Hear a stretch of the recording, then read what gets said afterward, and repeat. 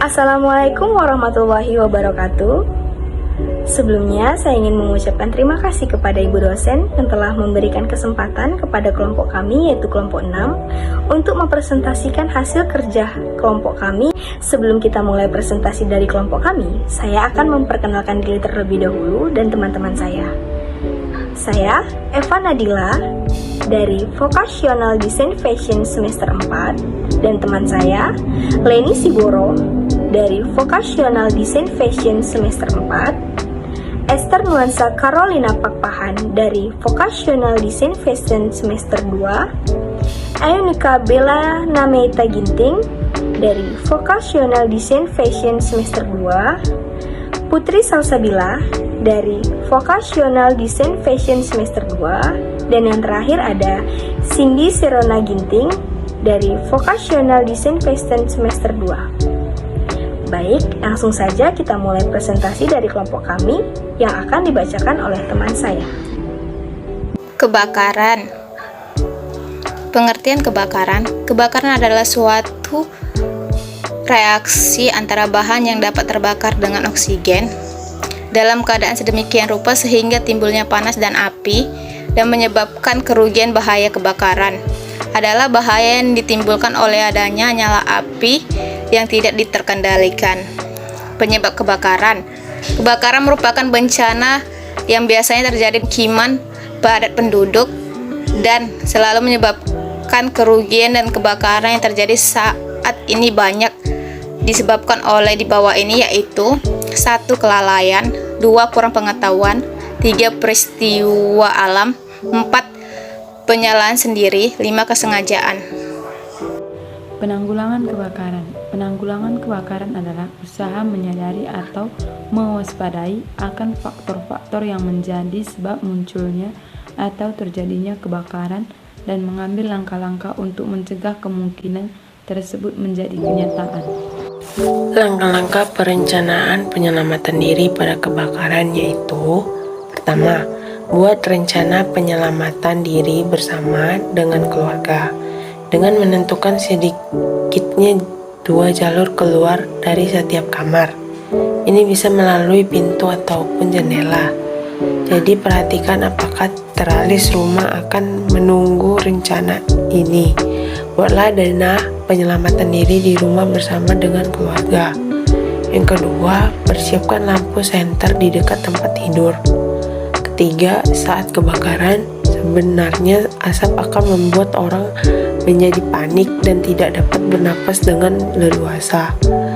Merangkahlah atau meruntuk di bawah. Tutup mulut dan hidung dengan kain yang dibasahi.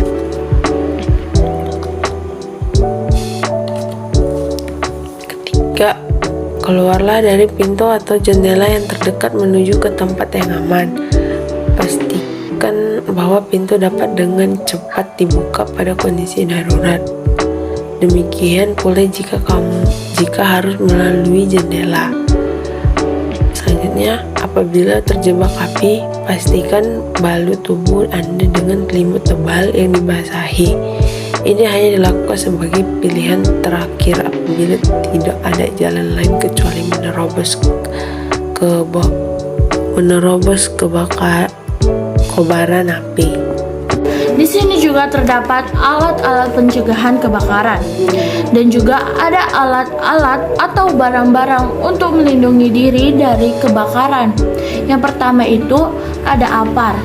Apar yang berfungsi di dalam K3 sebagai alat pembantu pencegahan kebakaran. Apar sendiri digunakan jika adanya kebakaran kecil yang belum menyebar luas ke seluruh gedung atau tempat kita bekerja. Apar itu sendiri diletakkan di posisi-posisi yang mudah untuk dilihat dan juga mudah untuk dijangkau. Biasanya apar ini juga diletakkan biasanya di sudut-sudut ruangan dan tidak boleh terhalang oleh benda apapun. Selanjutnya, yang kedua, helm pemadam kebakaran memiliki fungsi sama dengan helm pada umumnya, yaitu untuk melindungi kepala. Tetapi, helm pemadam kebakaran ini didesain khusus untuk melindungi kepala dari benda-benda yang terjatuh bekas kebakaran, dan juga untuk melindungi dari benda-benda yang panas dan juga air yang panas ketika memadamkan kebakaran. Makanya helm ini didesain pada bagian depannya memiliki kaca yang transparan, dan pada bagian belakangnya memiliki kain untuk melindungi bagian leher dan punuk dari si pemadam kebakaran tersebut. Yang ketiga, ada tempat penyimpanan air. Biasanya tempat penyimpanan air ini terdapat di tepi-tepi jalan atau di tempat-tempat yang biasanya ada penyimpanan airnya, yang berfungsi untuk jikalau seorang pemadam kebakaran kekurangan air, maka pemadam tersebut akan mengambil air dari tempat tersebut, tempat penyimpanan air, agar air yang digunakan tidak kurang saat pemadaman api. Yang keempat, terdapat pipa atau valves yang berfungsi sebagai pengatur tekanan air.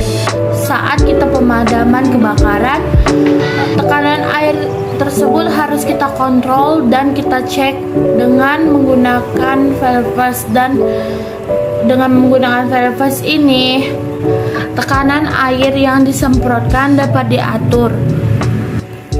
Yang kelima, baju tahan panas. Baju tahan panas yang digunakan oleh pemadam kebakaran berfungsi tubuh dari si pemadam kebakaran tersebut dari panasnya api dalam proses pemadaman kebakaran. Jadi baju tahan panas ini biasanya beratnya sekitar 5 sampai 4 kg per satu bajunya, dan juga tentunya memiliki ketebalan yang sangat tebal untuk melindungi diri dari panasnya api. Yang keenam, terdapat sepatu boots safety yang biasanya dikenakan pada pemadam kebakaran untuk melindungi kaki dari benda-benda yang keras dan benda-benda yang panas saat pemadaman kebakaran. Yang ketujuh, terdapat kampak. Kampak ini sendiri berfungsi untuk jikalau pemadam kebakaran sedang memadamkan api dan seseorang terjebak di dalam suatu ruangan, maka kampak ini sangatlah diperlukan untuk menghancurkan gembok, pintu, steling, dan benda-benda yang keras lainnya untuk menyelamatkan korban dari kebakaran. Yang kedelapan, selang hisap. Selang hisap ini sendiri memiliki fungsi untuk menghisap air dari mobil pemadam kebakaran dan disemprotkan langsung ke arah api yang sedang membara ataupun sedang terbakar. Biasanya selang hisap ini juga berfungsi untuk mengambil air-air yang berjaraknya lumayan jauh, jadi selang hisap ini sangatlah diperlukan ketika sedang memadamkan api. Yang kesembilan, terdapat sirene. Sirene ini itu sendiri memiliki fungsi sebagai alarm atau penanda suatu hal yang penting untuk dilakukan. Jadi ini kayak sebuah penanda di jalan agar kita diberi jalan atau diberi jalan terlebih dahulu karena sesuatu yang mendesak. Jadi sirene ini sangat berfungsi sebagai tanda peringatan dan tanda-tanda hal yang penting untuk dilakukan jika terjadinya pemadaman kebakaran. Yang ke-10, terdapat tanda memiliki fungsi untuk mengangkat korban-korban yang terdapat di dalam suatu kondisi kebakaran. Jadi untuk mengangkat korban-korban dari tempat kejadian atau tempat kebakaran menuju ambulans ataupun menuju ke tempat yang lebih aman. Yang ke-11, terdapat sarung tangan. Sarung tangan ini sendiri untuk melindungi tangan dari benda-benda tajam, benda-benda yang keras, dan benda-benda yang dapat melukai tangan.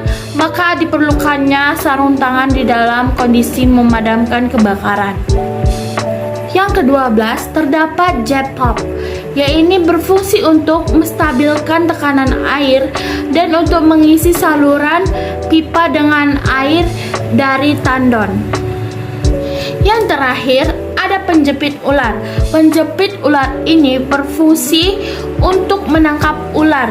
Biasanya pemadam kebakaran menggunakan ini jikalau ada warga melaporkan di suatu lokasi terdapatnya ular yang mengganggu warga, maka pemadam kebakaran tersebut akan menangkap ular dengan menggunakan alat penjepit ular ini yang untuk melindungi diri dari gigitan ular, makanya menggunakan penjepit ular.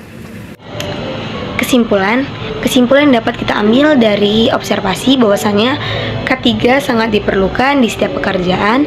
Hal ini ditujukan agar pekerja dapat terjamin keamanannya dalam melaksanakan pekerjaannya. Maka dari itu, adanya K3 kita dapat menanggulangi risiko kecelakaan dalam bekerja. Mengingat pentingnya pelaksanaan program keselamatan dan kesehatan kerja terhadap produksinya tenaga kerja. Itu tadi hasil dari presentasi dari kelompok kami. Kurang dan lebihnya kami mohon maaf, dan terima kasih kepada teman-teman yang sudah meluangkan waktunya untuk mendengarkan presentasi kami. Dan saya akhiri, wassalamualaikum warahmatullahi wabarakatuh.